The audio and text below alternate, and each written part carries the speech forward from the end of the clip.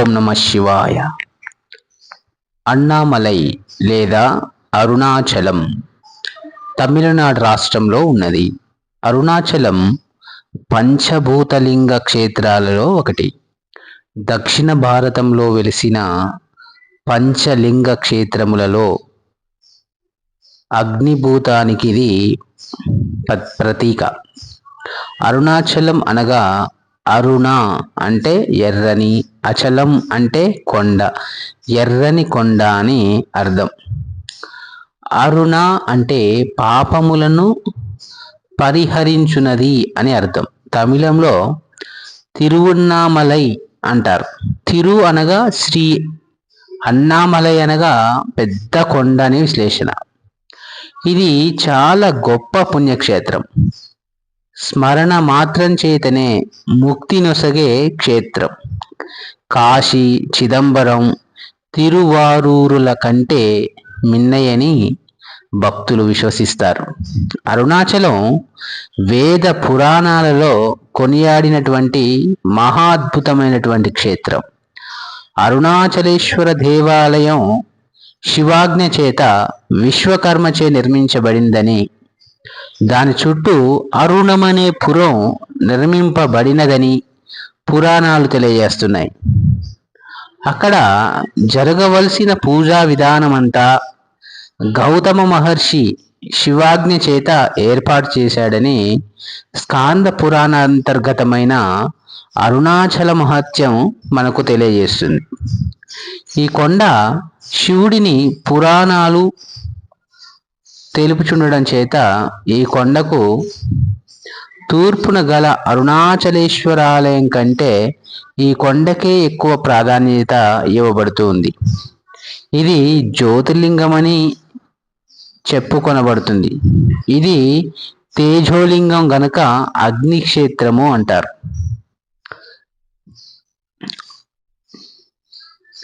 ఈ అరుణాచలం పరమేశ్వరుని జ్యోతిర్లింగ స్వరూపం కావటం చేత దీనిని చుట్టూ ప్రదక్షిణ చేయడం సాక్షాత్తు శివునికి ప్రదక్షిణం అని భక్తులకు విశ్వాసం. రమణ మహర్షి దీని ప్రాముఖ్యాన్ని పదే పదే ఉద్ఘోషించి ఉన్నారు. పాదచారులై శివస్మరణగా ప్రదక్షిణ చేసే వారికి మహాపుణ్యం సిద్ధిస్తుందని మహాత్ముల యొక్క వచనం. అందుచేత నిత్యం అన్ని వేళలా ఎంతో మంది గిరి ప్రదక్షిణ చేస్తూ ఉంటారు. గిరిపైన గల మహౌషధి ప్రభావం వల్ల శరీరానికి, శివస్మరణ వల్ల మనస్సుకు, శివానుగ్రహం వల్ల ఆధ్యాత్మిక జీవనానికి స్వస్థత చేకూరుతుందని భక్తుల యొక్క ప్రగాఢమైనటువంటి నమ్మకం. గిరి ప్రదక్షిణం చాలా వరకు తార్ రోడ్డు పైనే జరుగుతున్నది. ఈ మధ్యకాలంలో గిరి ప్రదక్షిణం చేయడానికి వీలుగా రోడ్డు పక్కన కాలిబాట కూడా వేశారు. ఎక్కువ మంది ఉదయం సూర్యతాపాన్ని తట్టుకోవడం కష్టం కనుక రాత్రిపూట లేదా తెల్లవారుజామున చేస్తారు. రమణాశ్రమానికి 2 కిలోమీటర్ల దూరం వెళ్ళిన తర్వాత కుడివైపు తిరిగి రోడ్డుకి మధ్యలో వినాయకుడి గుడి వస్తుంది.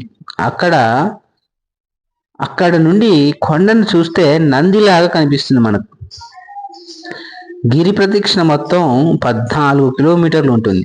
అందులో దారిలో వచ్చేటువంటి మొత్తం 8 లింగాలను మనం దర్శించుకుంటూ వెళ్ళాలి. అరుణాచలం గిరి ప్రదక్షిణ మహోన్నతమైనటువంటి ఫలితాలని అందజేస్తుంది.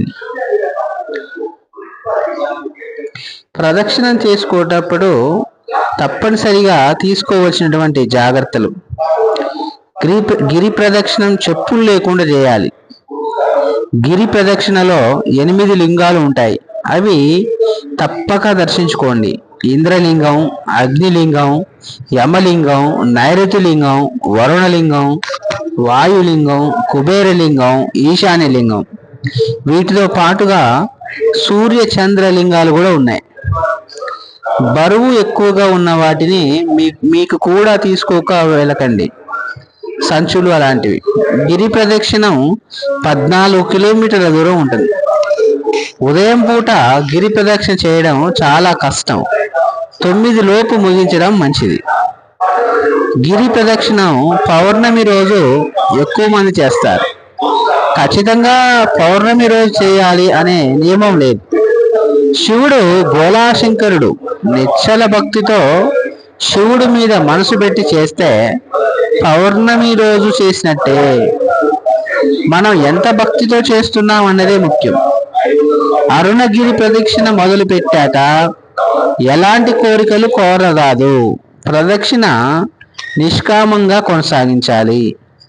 చిల్లర తీసుకువెళ్ళడం మర్చిపోవద్దు. గిరి ప్రదక్షిణంలో నేర్ శివాలయం అని ఉంది. దానికి అర్థం శిఖరానికి ఎదురుగా ఉన్న శివాలయం అని. నిత్యానంద స్వామి ఆశ్రమం ప్రక్కనే భక్త కన్నప్ప ఆలయం ఉంటుంది. గిరి ప్రదక్షిణం ప్రతిరోజు చేస్తారు. అరుణగిరి ప్రదక్షిణ చేసేటప్పుడు తలపైన టోపీ లాంటివి ధరించకూడదు. అరుణాచల గిరి ప్రదక్షిణలో తప్పనిసరిగా ఆది అన్నమలై దేవాలయం తప్పక సందర్శించండి. అది అన్నమలై దేవాలయంలో శివలింగం సాక్షాత్తు బ్రహ్మదేవుడితో ప్రతిష్ఠించబడింది. గిరి ప్రదక్షిణలో మీకు తోచిన సహాయం చేస్తూ ఉండండి. ఎంత త్వరగా గిరి ప్రదక్షిణ పూర్తి చేశాం అనేది కాకుండా నిండు గర్భిణి వలె నిదానంగా అరుణాచల నామస్మరణ చేస్తూ వెళ్ళండి. గిరి ప్రదక్షిణలో ప్రతి దేవాలయం వద్ద విభూతి ప్రసాదంగా ఇస్తారు. అది తప్పక తీసుకోండి. అన్ని లింగాలలోకెల్లా నైరుతి లింగం కొంచెం శక్తివంతమైనది. కావ్యకంఠ గణపతి మహాముని అక్కడ నిరంతరం తపోధ్యానంలో ఉండేవారు. అక్కడ కొద్దిసేపు కూర్చొని శివనామస్మరణ చేస్తూ ధ్యానం చేయండి. మీకు కుదిరితే ప్రదక్షిణలో కొద్ది మందికి అయినా అన్నదానం చేయండి, లేదా ఏదో ఒక ఆహారం సాధువులకు ఇవ్వండి. విశేషమైనటువంటి ఫలితం కలుగుతుంది. అక్కడ మనకు తెలియకుండా సిద్ధులు సాధువులు రూపంలో ఉంటారు. అందుకే గిరి ప్రదక్షిణ మహిమాన్వితమైనది. అరుణాచలంలో గిరి ప్రదక్షిణ మొదలు పెట్టడానికి ముందు తప్పనిసరిగా రాజగోపురం ముందు ఒక దీపం పెట్టి మనసులో, స్వామి నాకు ఏది ఇస్తే నేను ఆనందంగా ఉంటాను అదే నాకు ప్రసాదించు అని కోరుకొని బయలుదేరండి. గిరి ప్రదక్షిణ మొత్తం కూడా శివనామస్మరణ చేస్తూ వెళ్ళండి. గిరి ప్రదక్షిణలో ఎట్టి పరిస్థితులలోనూ ఇతర విషయాలు మాట్లాడవద్దు. వీలైతే శివ పాటలు పాడుతూ భజన చేసుకుంటూ వెళ్ళండి. గిరి ప్రదక్షిణ అంటే అదొక రేసు కాదు, నేను ఇన్ని గంటల్లో పూర్తి చేశాను అని చెప్పుకోవడానికి. సాక్షాత్తు పరమశివుడికి మనం ప్రదక్షిణ చేస్తున్నట్టు. అందుకే భక్తితో ఇతర విషయాలు మాట్లాడకుండా శివుడి మీద మనసు ఉంచి చేయండి. గిరి ప్రదక్షిణలో మీతో పాటు కొంచెం చిల్లర వెంట పెట్టుకొని వెళ్ళండి. సాధువులు ఎంతో మంది ఆ ప్రదక్షిణలో ఉంటారు కాబట్టి వారికి తోచిన సహాయం చేయండి. గిరి ప్రదక్షిణ మొత్తం తారు రోడ్డు కాబట్టి వీలైతే ఉదయం 10 లోపు పూర్తి చేయండి. సాయంత్రం 4 తర్వాత మొదలు పెట్టండి. గిరి ప్రదక్షిణలో రమణ మహర్షి ఆశ్రమం తప్పకుండా సందర్శించండి. అక్కడ ఆశ్రమంలో ధ్యాన మందిరంలో ధ్యానం చేస్తే విశేషమైనటువంటి మానసిక ఆనందం కలుగుతుంది అని చాలా మంది అనుభవంతో చెప్పారు. సంతానం కోసం వివాహం కాని వారు గిరి ప్రదక్షిణలో దుర్వాస మహర్షి దేవాలయం పక్కన ఒక చెట్టుకు తాడు కడతారు. తాడు అక్కడ అమ్ముతారు. అది చాలా చక్కని ఫలితం ఇస్తుంది.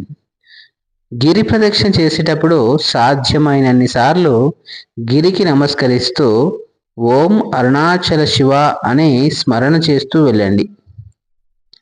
గిరి ప్రదక్షిణ కేవలం మనకు ఎడమ వైపున మాత్రమే చేయాలి. ఎందుకంటే కుడివైపు దేవతలు సిద్ధులు అదృశ్య రూపంలో గిరికి ప్రదక్షిణ చేస్తుంటారు. కాబట్టి మనం వారికి ఎదురుగా వెళ్ళకూడదు.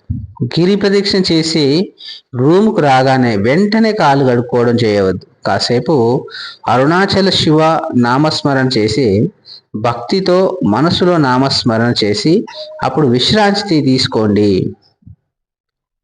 అరుణాచల క్షేత్రానికి వెళ్ళినప్పుడు గుడిలో ఏ నామాలను స్మరించాలో సాక్షాత్తు ఆ పరమేశ్వరుడే నిర్ణయించారు. ఆ నామాలను గౌతమ మహర్షికి ఉపదేశించారు. అరుణాచల క్షేత్రానికి వెళ్ళినప్పుడు గుడిలో లేదా గిరి ప్రదక్షిణలో ఈ నామాలతో పరమేశ్వరుని ప్రార్థన చేస్తే స్వామి ఎంతో ప్రీతి చెందుతాడు. ఇవి మొత్తం 89 నామాలు.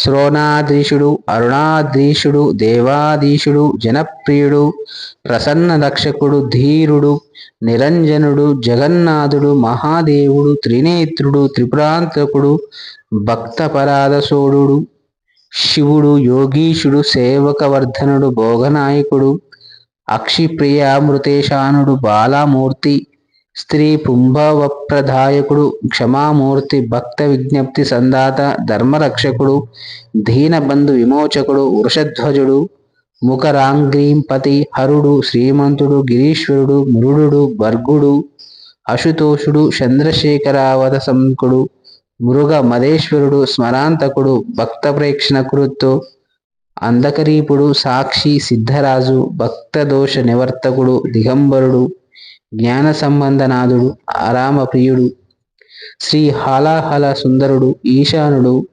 అహావైశ్వర్యధాత, భస్మరుద్రాక్ష లాంఛనుడు, స్మర్త్య సర్వాగనాశకుడు, శ్రీపతి, వ్యత్యాస్తన్రు, జద్రుకు, శంకరుడు, సకాంతి, స్రష్ట, నటనేశ్వరుడు, సర్వవిఘ్నేశ్వరుడు, సామప్రియుడు, అనుగుడు, కలిధ్వంసి, గంగాధరుడు, వేదమూర్తి, క్రతుధ్వంసి, విమలుడు, నాగభూషణుడు, అరుణుడు, బహురూపుడు, విరూపాక్షుడు, అక్షరాకృతి, అనాది, అంతరహితుడు, శివకాముడు, స్వయం ప్రభువు, సచిదానందరూపుడు, సర్వాత్మ, జీవధారకుడు, స్త్రీ సంగ వామ సుభగుడు, విధి విహిత సుందరుడు, జ్ఞానప్రదుడు, ముక్తిదాత, భక్తవాంఛితదాయకుడు, ఆచార్య వైభవుడు, కామి, నిరవధ్యుడు, నిధిప్రదుడు, శూలి, పశుపతి, శంభుడు, స్వయంభువుడు, గిరీశుడు, మృడుడు. ఇంకా రమణాశ్రమము అరుణాచలేశ్వరాలయానికి 2 కిలోమీటర్ల దూరంలో ఉంటుంది. అరుణాచలం వెళ్ళిన వాళ్ళు రమణాశ్రమాన్ని సందర్శిస్తూ ఉంటారు. అక్కడ స్థానికుల కంటే విదేశీయులే ఎక్కువగా కనిపిస్తారు. సాయంత్రం సమయంలో రమణాశ్రమంలో చేసే ప్రార్థన చాలా బాగుంటుంది. రమణాశ్రమంలో రమణుల సమాధిని మనం చూడవచ్చు. రమణాశ్రమంలో కోతులు ఎక్కువగా కనిపిస్తాయి. నెమళ్ళు కూడా స్వేచ్ఛగా తిరుగుతూ ఉంటాయి. రమణాశ్రమంలో ఇంకా లక్ష్మీ సమాధి, కాకి సమాధి, శునకం సమాధిని కూడా మనం చూడవచ్చు. ఇవన్నీ వరుసగా ఉంటాయి. అక్కడ గ్రంథాలయంలో రమణులు గురించిన పుస్తకాలు లభిస్తాయి. ఆశ్రమంలో ఉండాలంటే ముందుగానే వసతి కోసం నమోదు చేసుకోవాల్సి ఉంటుంది. శేషాద్రి స్వామి ఆశ్రమం. రమణాశ్రమం కంటే ముందే మనకు శేషాద్రి స్వామి ఆశ్రమం కనిపిస్తుంది. శేషాద్రి స్వామి సమాధి కూడా అక్కడే ఉంటుంది. ఇక్కడ ఉండడానికి వసతి గదులు ఉన్నాయి. వీటిని ముందుగానే నమోదు చేసుకోవాల్సి ఉంటుంది. చెన్నై నుండి ఎంత దూరంలో ఉంటుందంటే చెన్నై నుంచి 185 కిలోమీటర్ల దూరంలో ఉంటుంది. చెన్నై నుంచి బస్సు, రైలు సౌకర్యం ఉంది. చెన్నైలోని కోయంబేడు సిఎంబిటి బస్సు నిలయం నుండి అరుణాచలం చేరుటకు 4 నుంచి 5 గంటల సమయం పడుతుంది. శ్రీమాత్రే నమః.